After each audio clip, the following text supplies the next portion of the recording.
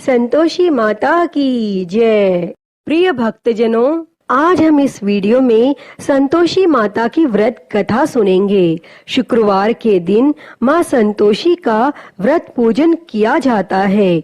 इस पूजा के दौरान माता की आरती, पूजन तथा अंत में माता की कथा सुनी जाती है।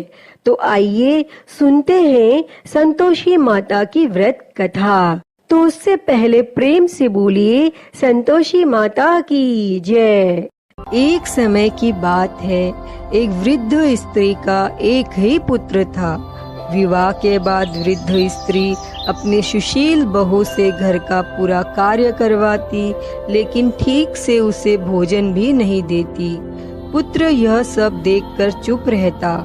बहू दिन भर उपले थेपती, चूल्हा चौका करती, बर्तन कपड़ों के बीच दिन बीत जाता, लेकिन सास का व्यवहार ना बदला।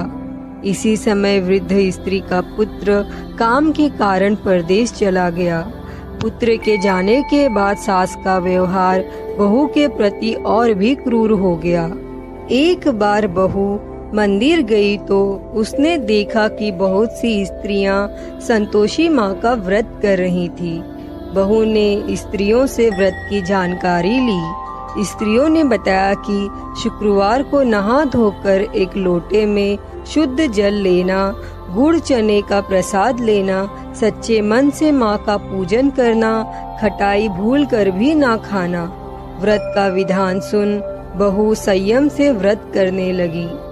बहू हर शुक्रवार माँ से प्रार्थना करती कि माँ, जब पति के दर्शन होंगे मैं अपने व्रत का उद्यापन करूँगी।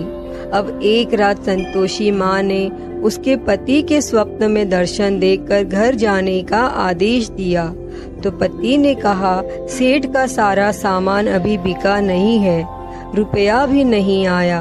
माँ की कृपा से अगले ही दिन सेठ का सारा सामान बिक गया तो सेठ ने भी पति को घर जाने की इजाजत दे दी। घर आकर पुत्र ने अपनी माँ और पत्नी के हाथ में काफी रुपए रखे।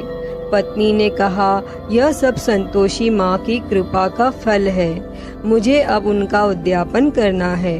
बहू ने सभी को न्योता दे उद्यापन की तैयारी की, लेकिन पड़ोस की एक स्त्री बहू के सुख से ईर्ष्या करने लगी।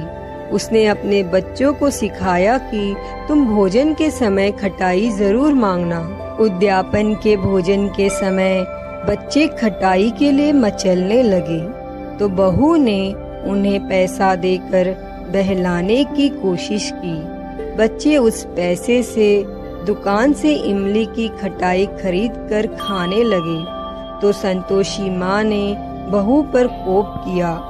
उसके बाद फिर राजा के दूत उसके पति को पकड़कर ले जाने लगे।